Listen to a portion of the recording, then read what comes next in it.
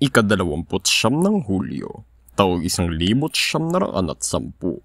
Itinatag ang Philippine Islands Anti-Tuberculosis Society na ngayon ay kilala bilang Philippine Tuberculosis Society, ang nangungunang institusyon sa Pilipinas para sa leksikin, pigilan, kontrolin at gamutin ng sakit ng tuberculosis.